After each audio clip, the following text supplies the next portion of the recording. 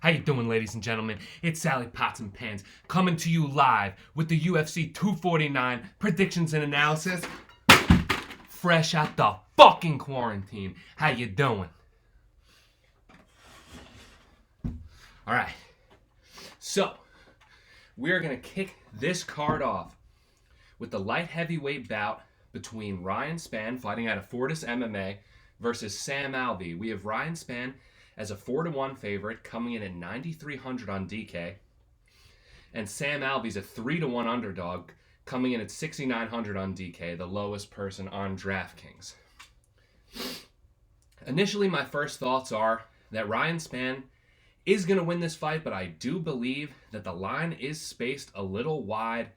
There is a lot of athleticism and length discrepancy between the two. Sam Alvey used to fight at 185 pounds, and if I'm not mistaken, Ryan Spann did as well.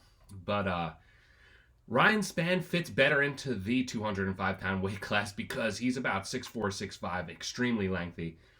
He had Nogueira in full mount. He's shown some underrated grappling prowess, although Fortis MMA is a gym in its entirety in its last card. Not one fighter won out of that gym.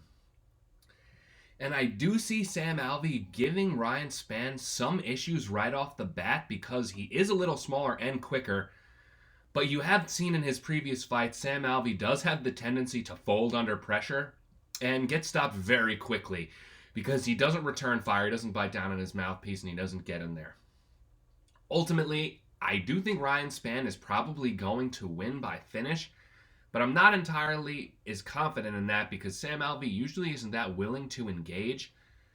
And I think a 9,300 price tag on DK might be a little too steep. Definitely minus 420 too steep on the book. And I will take Ryan Spann in this fight, but I'm not entirely confident upon that. So moving on to the next fight, we've got a featherweight bout between Bryce Thug Nasty Mitchell, who just pulled off a twister in his last fight, versus Matt Sales, against Charles Rosa, who's plus 135 and 7,700 on DK, who got an armbar finish against Manny Bermudez, who just got cut in his last fight. Bryce Mitchell coming in at minus 155 and 8,500 on DK. Well, if you look at both of these guys' strength of competition, you could see off the bat Charles Rosa has fought the higher caliber of competition, even though he hasn't been able to get over the hump against those guys like Yair Rodriguez, the next level up in the 145-pound division. Recently, Rosa has been plagued with injuries and has been out for years at a time. He does have a karate style on the feet. He really isn't that good at inside close boxing range, but he does have some submissions off his back, but he is a little wild. Bryce Mitchell lost to Brad Cantona in the tough finale, the bloody undies, you know how that game be. Brad Cantona also won the Ultimate Fighter and is cut from the UFC after losing 3 fights in a row. So, Bryce Mitchell was finished by rear naked choke in the Ultimate Fighter. And I do think, although he is a little bit scrappier and better inside, I do think Charles Rosa proposes some threats, especially in the conditioning and game planning aspect of the game. I do think Charles Rosa has the acumen to take Bryce Mitchell into deep waters, wear him out, throw him through the meat grinder, and then get a late sub. But I'm not that confident in Charles Rosa's stand-up ability. But it's almost just like the Tony Ferguson theory. These guys get gas throwing massive volume against guys that have durability. And I do think Charles Rosa has the potential to pull off an upset right here, plus 135. So I'm going to take Charles Rosa over Bryce Mitchell. The last fight on the early prelims, we got a rematch between Vicente the Silent Assassin Luque coming in at minus 309,000 on DraftKings, and Nico Price coming in at plus 250 and 7,200 on DK. My boy Nico Price right here, signed and autographed, and he follows me on social media. The most dynamic, powerful, and explosive finisher in the entire UFC. Can get a finish from anywhere, even if the odds are stacked against him. And one thing I do love about Nico Price is when he's put under pressure, he's not afraid to bite down on his mouthpiece and throw back. But from a technical perspective, he doesn't offer as many dynamic strikes and tools out of his striking acumen compared to Vicente Luque. He's a lot less patient. A lot of his punches are looping, and they're not straight and to the point. And that's when you see Nico Price get outslung in firefights in close. But Vicente Luque did get destroyed by Stephen Thompson in his last fight, which I was at live. And although Nico Price doesn't have the kicking pedigree to be able to keep Luque at that distance and at bay like that, I do think usually when Vicente Luque has the card stacked against him, he does come out with a little bit more fire. And we saw in his Brian Barberena fight, that volume and that cardio did cause him a lot of problems, and he did edge out a win with about 5 seconds left. But what I'm going to say is I'm going to take Nico Price by a first round finish, because my reasoning with this is Nico Price has evolved a lot since their first fight 3 years ago. And Vicente Luque is about stagnant, and I do feel like he does implement the same game plan, striking style, and grappling. But I do feel like Nico Price is a wild card in the line. Although Vicente Luque finished him with a submission in the second round of their first fight, I think plus 250 is a steal with someone that has this many paths to victory and is this unpredictable. So I'm going to take Nico Price plus 250 and a base out of my DraftKings lineup at 7,200. I think he'll allow you to be able to afford some of the higher priced guys like Francis Ngannou and Tony Ferguson that you will want if you do take a risk with Nico Price. And he is going to pay off in DK, because if he wins, it's only going to be in spectacular fashion and get you a ton of points. So kicking off the regular prelims, we have Uriah Hall coming in at plus 115 and 7,900 on DK versus Jacare Souza at minus 135 and 8,300 on DraftKings. Initially, I wanted to say that Jacare Souza was going to win this fight, but after I watched some tape, called back to my memories, I was at Jacare vs. Weidman live. His striking did seem very plodding and very straightforward. He doesn't have as many tools in the striking arsenal as Uriah Hall does. It gives him problems with guys with big reaches trying to cover the distance. Jacare does have a powerful overhand right. Left hook to the body sets that up. And I do think he has the ability to take Uriah Hall out there, who has shown a susception to body shots when he got melted by Paulo Costa. But he also did have a lot of success keeping him at bay with that jab until he was finished.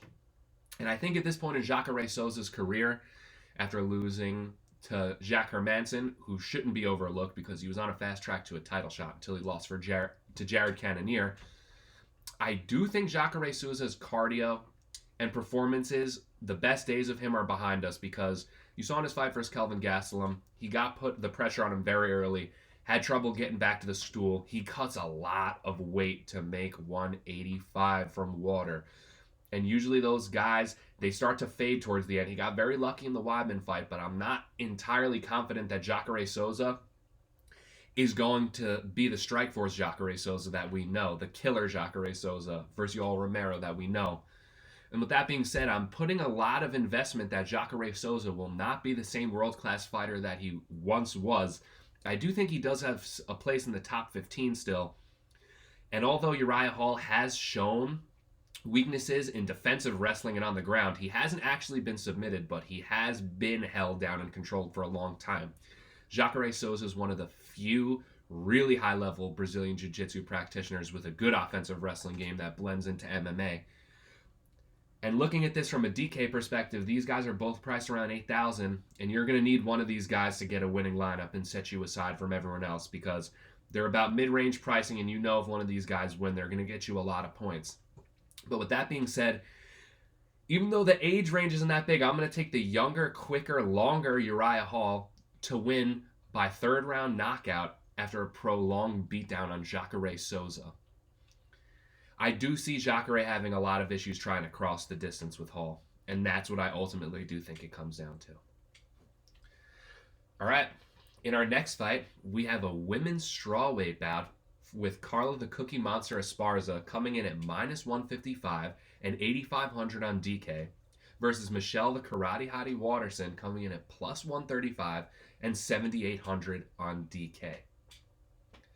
Initially, I was thinking that Carla Esparza did have a significant advantage going into this fight, but as I look into the stylistic matchup of these girls after watching some tape, Michelle Watterson does get controlled on the ground and doesn't show too much urgency to get up once she gets taken down, but this is one of the few fights in her UFC career where she actually has a size advantage. She's 5'3", versus a 5'1" Carla Esparza, and I do think her karate style with her in and out movement, will allow her to just step out of the way of takedowns instead of having to sprawl and stuff them. Because if she keeps Carla Esparza at kicking range, it's going to be hard for her to get these takedowns and secure them if she's shooting from 2 or 3 feet out.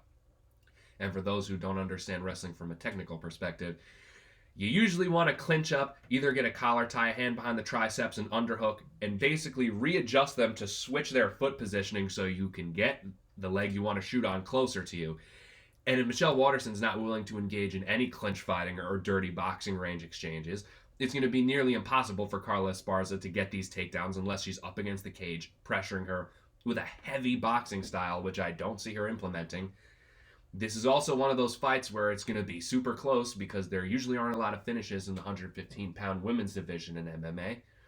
But I do think Michelle Waterson at plus 135 is a really good look. I don't think it has that much value on DraftKings because a lot of these women's fights do not score a lot of points on DK. And ultimately, I think this fight should be more lined at a pick'em instead of a minus 150 favorite for Esparza. So I think it is wise to take a stab at Michelle Waterson for plus 135. Oh, baby.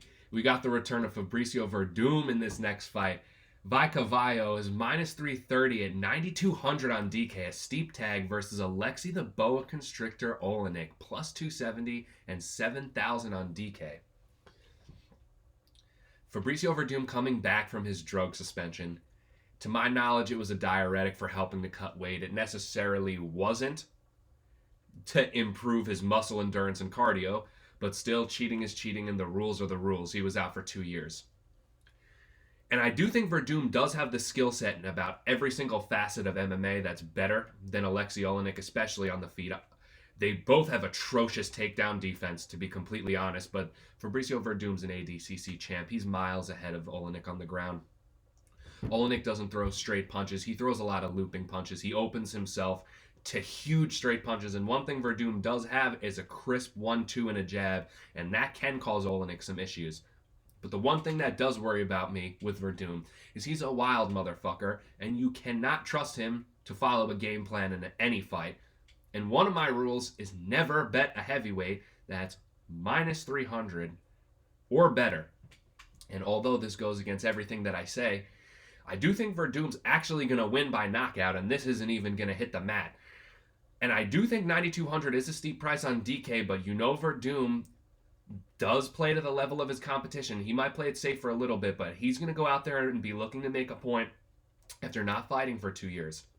He's going to want to get right back into title contention. If he gets this win, he'll only need 1 or 2 more to be right back up at the top.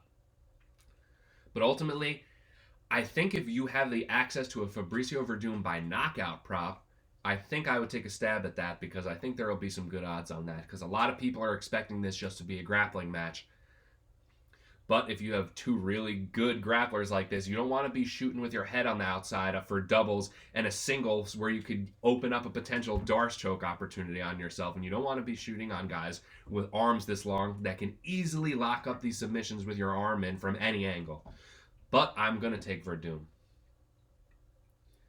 And the final fight of the prelims, we have the rematch between Anthony Showtime Pettis versus Donald Cowboy Cerrone.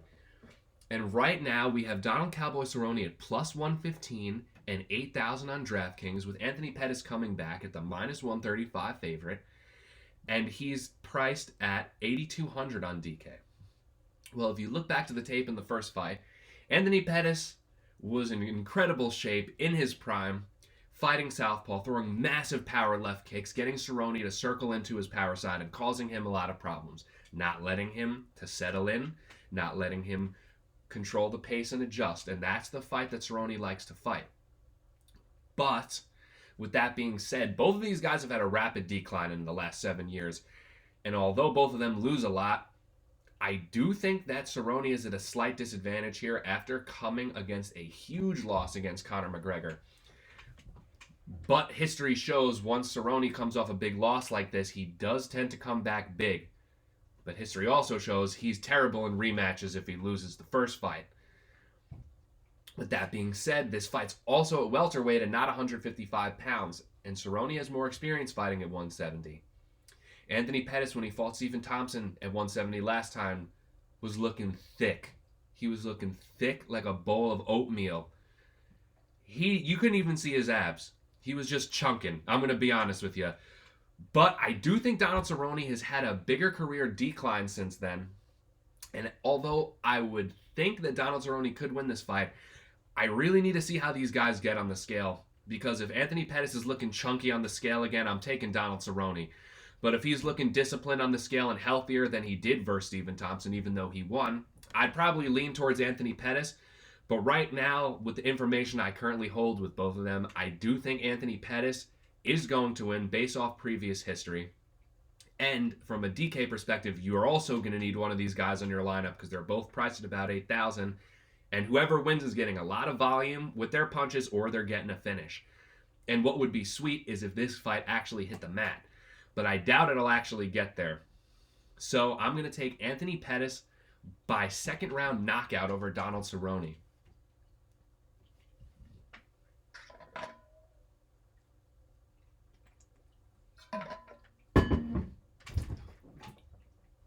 Oh my God.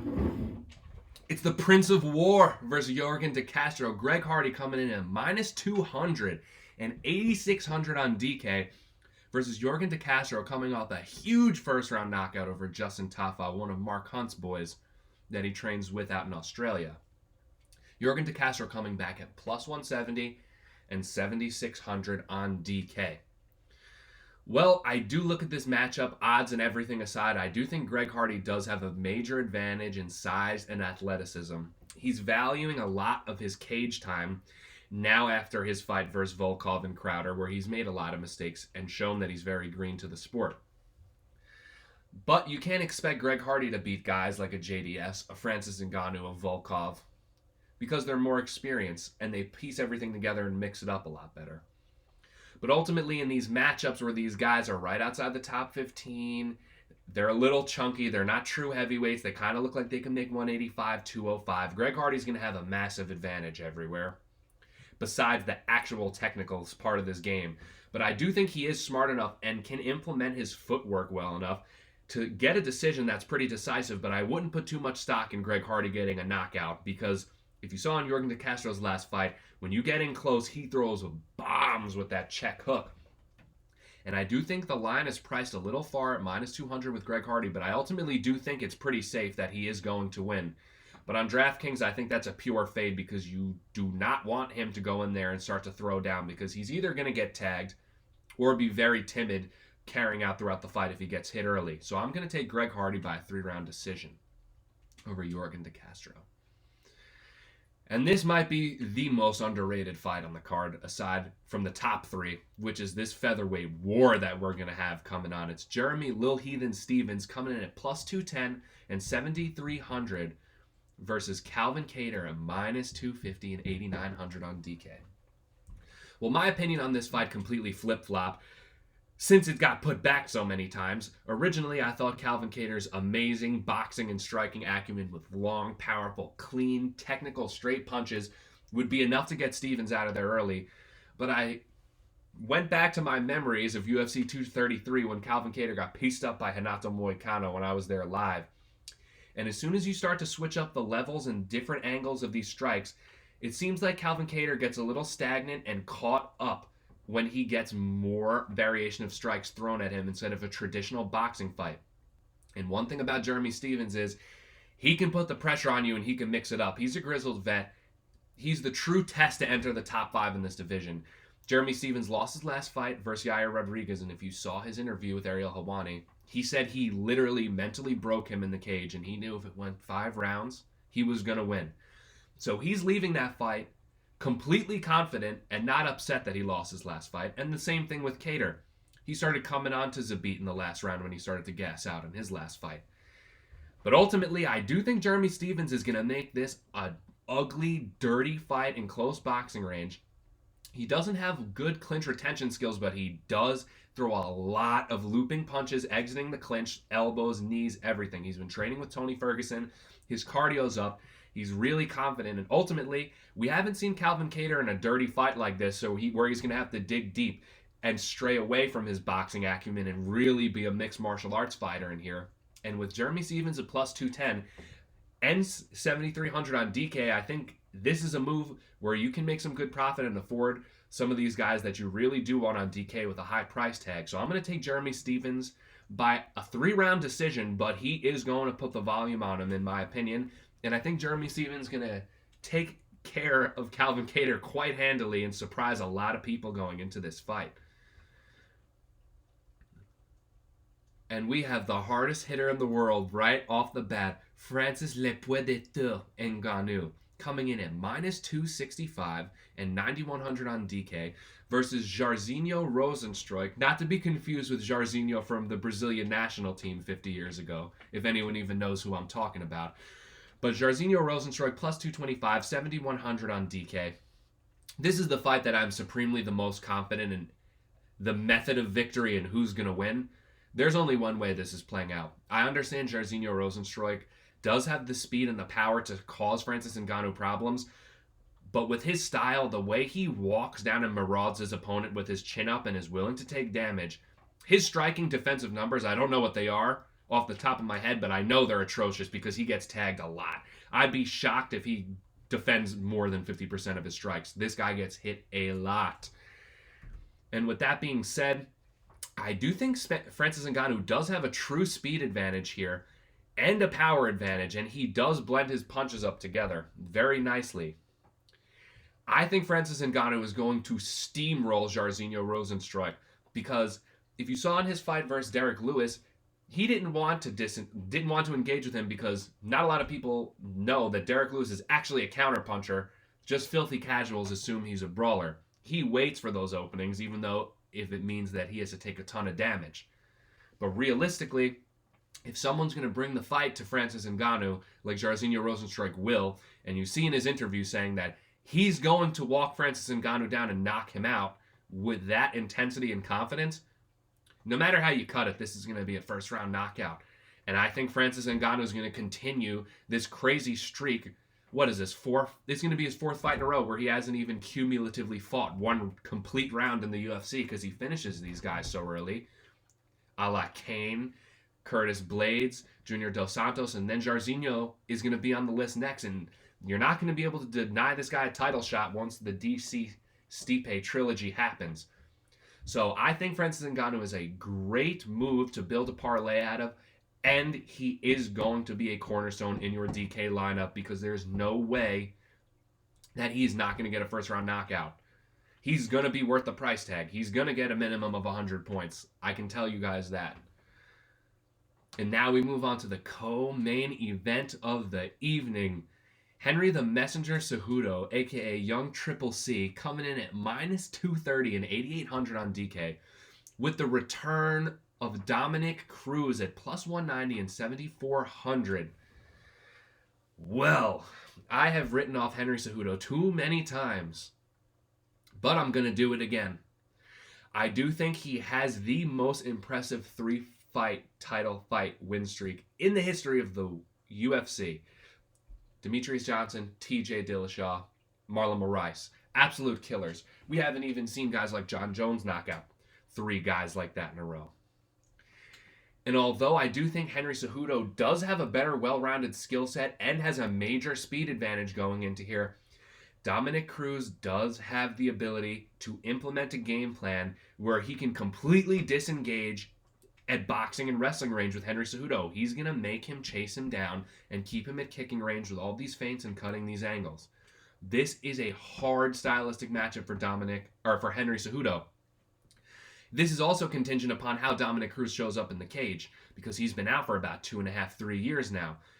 Broken shoulder, broken ulna. This guy can't stay healthy, and he mentally is very strong and thinks that ring rust is not real. And I do think that Dominic Cruz has the ability to win a decision, and I will take Dominic Cruz to win a decision right here. But ultimately, it comes down to how he looks on the scale. And I don't think that if Henry Cejudo chases him down, he's going to get in a whole world of trouble and lose on the scorecards. Also, with that being said, I do think Dominic Cruz has a lot of potential to win, but he's not really going to be worth the value on DK because he doesn't put out a lot of volume. He doesn't engage a lot. But this is almost a tailor-made matchup for him. as long as he doesn't show signs of slowing down, he's going to go out there and get a 5-round decision over Henry Cejudo with a big upset right here. And the bantamweight king is going to reclaim his throne. And finally, the most violent fight in UFC history. Tony El Cucuy Ferguson, my 10th planet brother, minus 180 and 8,700 on DK versus Justin Gaethje coming in at plus 160 and 7,500. Well, I'm a huge Tony Ferguson fan, and I train at a 10th Planet Jiu-Jitsu, so this is going to be a biased answer, but I'm going to serve you up both sides of this from a strict stylistic perspective.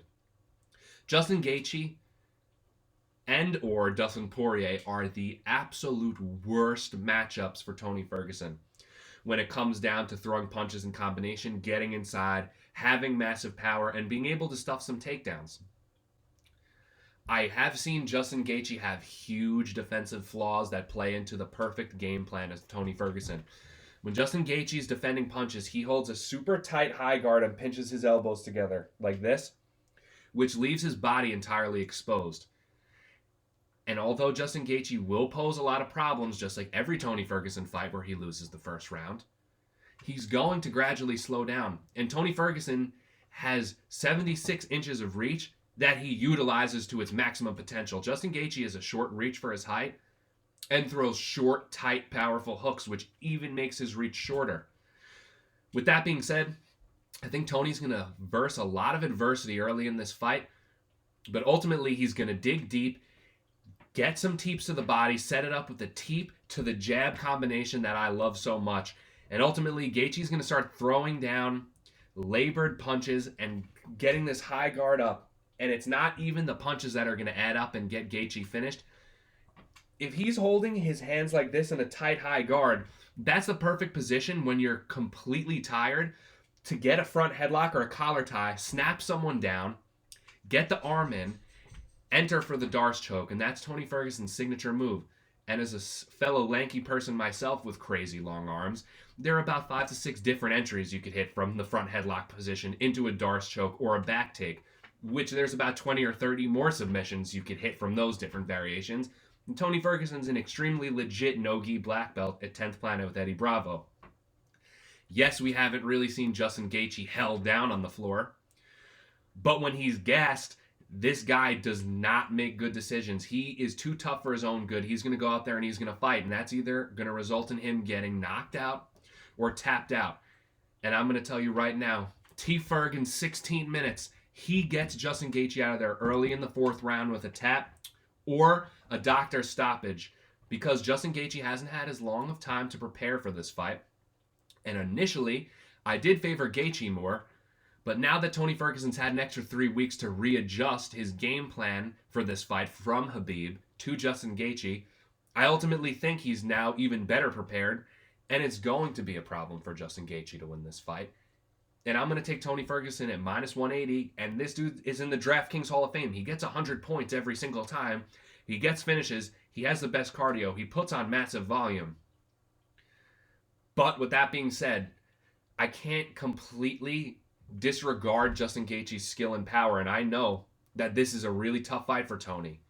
But if he wins this fight, that only makes the Khabib fight much bigger and gives him even more credibility. There's going to be a ton of eyes on this fight because of the quarantine. A lot of people want to see this. People need violence, ladies and gentlemen. Tony Ferguson's going to go out there and get shit done. He's treating this like it's his 3rd title defense. The championship belt does not represent who the true champion is in combat sports. In reality, if you look at these guys' caliber and strength of competition, who they've versed, if you go down every weight division and give me 15 people, I could tell you who the true champion is based off who they verse. And that's Tony Ferguson. Tony Ferguson is going to put on a clinic on Justin Gaethje at the end of this fight and get a big win. All right, ladies and gentlemen, I appreciate your support and you guys tuning in. Please drop a like and subscribe down below, and I will zine y'all later. Peace.